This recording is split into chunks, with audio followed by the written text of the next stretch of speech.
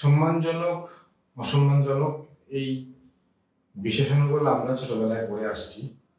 তো আমি থাম্বনেইলে যেটা বলছি আসলে এটাই আমার মাথায় ঘুরপাক খাচ্ছে যে এই সম্মানজনক হার আর কত। দেখেন, আমরা টি-20 খেলতে গেছি কোথায়? যারা টি-20 খেলা শেখায় সেখানে টি-20 খেলতে গেছি। টি-20 খেলতে গেছি এটা কোনো অপরাধ না, কিন্তু টি-20 খেলতে গিয়ে আমরা যেসব শিশুসুলভ ভুল করি, শিশুসুলভ খেলা খেলি, সেটা নিয়ে আমার ঘোরতর আপত্তি আছে। দেখেন, বর্তমান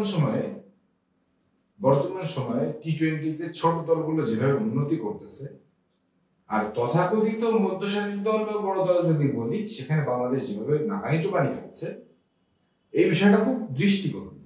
টি-20তে আজকে আফগানিস্তান কোথায় চলে গেছে? আমাদের মতন তাদের ইনফ্রাস্ট্রাকচারও নাই, তাদের মাঠ নাই, তাদের কিচ্ছু নাই, স্পন্সর নাই, কিচ্ছু নাই। সে আফগানিস্তান টি-20তে কোথায় গেছে?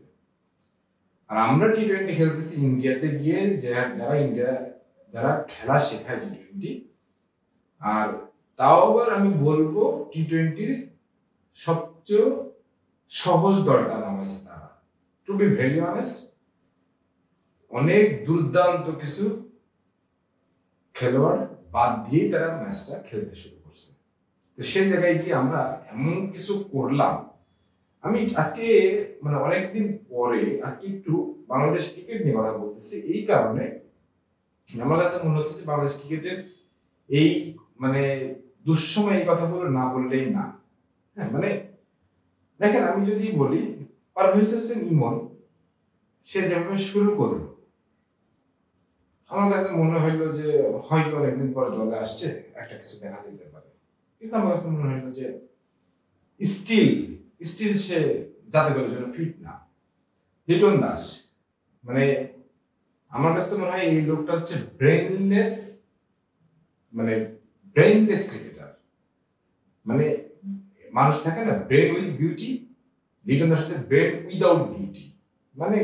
কোন জায়গায় কি করতে হবে সেটাই সে জানে না, এবং বরাবরই তাই করতেছে, এখনো তাই করতেছে।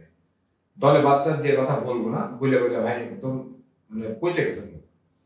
নাজমুল হোসেন শান্ত, টু বি ভেরি অনেস্ট, আমাকে যদি বলেন আমি বলবো নাজমুল হোসেন শান্ত টি-20তে ডিজার্ভই করে না, কোনোভাবেই ডিজার্ভ করে না। সে কত রান করলে ইস্যু না, কিন্তু সে টি-20 ফরম্যাটের খেলোয়াড় না। Simple is that. Towhid Hridoy অনেক আশা ভরসার একটা জায়গা, কিন্তু সে রিসেন্ট যে ম্যাচগুলো দেখতেছি একই ধরনের ভুল খেলতেছে, একই ধরনের অ্যাগ্রেশন ভালো, কিন্তু অ্যাগ্রেশনের মাত্রাটা যদি অ্যাগ্রেশন থেকে বেশি হয়ে যায় সেটা ওভারডোজ হয়ে যায়। তাহিদ হৃদয় ওভারডোজ অ্যাকশন দেখাচ্ছে, যেটা আমার কাছে মনে হচ্ছে কোনোভাবেই কাম্য না। মাহমুদুল্লাহ রিয়াদ, অনেকে তাকে নিয়ে সমালোচনা করতেছেন, আগে অনেক ম্যাচ জিতেছে, এখন জিতাবে না জিতাবে এই ব্যাপারটা কথা বলবো, কিন্তু আমার কাছে খেলাটা দেখে মনে হলো মাহমুদুল্লাহ রিয়াদকে হয়তো ওই রকম একটা নির্দেশনা দেওয়া ছিল যে আপনি প্রথম বল থেকে কি হিট করবেন, না হলে মাহমুদুল্লাহ প্রথম বল থেকে কখনোই হিট করে না, বরং স্লো স্ট্রাইক রেটের জন্য আমরা তাকে বকাঝকা করি। তো সেই জায়গা থেকে মাহমুদুল্লাহ রিয়াদকে আমি দোষ দিব না। আমার মনে হয় টিম ম্যানেজমেন্ট ওই দায়িত্ব দিয়ে পাঠিয়েছিল যে কাউন্টার অ্যাটাক করার জন্য, সেটা কাজে লাগানো যাচ্ছে। আর জাকের আলী, সালাউদ্দিনের কথা শুনে এই খেলোয়াড়টাকে নিয়ে এখন আমরা ফ্র্যাঙ্কলি ভুগতেছি। আমি মনে করি শুধু স্কোয়াড না, জাতীয় দল থেকেই বাইর করে দেওয়া উচিত, একদম অকর্মণ্য ঢেকি একটা, এর কোনো দরকার নেই। এই ছেলেটা একদম জাস্ট জিরো, এবং সে খেলা শিখে আসুক, তারপর খেলতে আসুক। মেহেদী হাসান মিরাজ, যে বিশ্বকাপে চান্স পেল না, সে আবার খেলা দেখাইলো, ছেলে জিয়াদ হয়তো, বাট মেহেদী হাসান মিরাজ একটা সেলুট আশা করে। রিশাদ হোসেন, আমি এখনো তাকে নিয়ে আশাবাদী, এবং আমি বলবো যে বাংলাদেশের একটা গুড পটেনশিয়াল।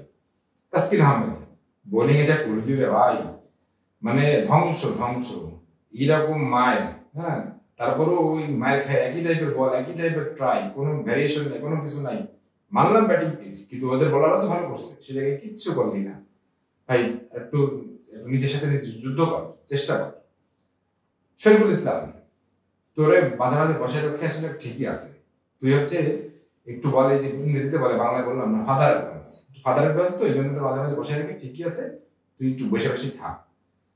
আর মুস্তাফিজুর রহমান, আপনি দেশের মাটিতে কেমন খেলেন সেটা সবাই দেখছে, নিজের মাটিতে তো ভালোই খেলেন, কিন্তু কালকে কি করলেন, কালকে ডুবাইলেন, শুধু ডুবাইলেন না, রীতিমতো একদম ধ্বংস করে দিলেন।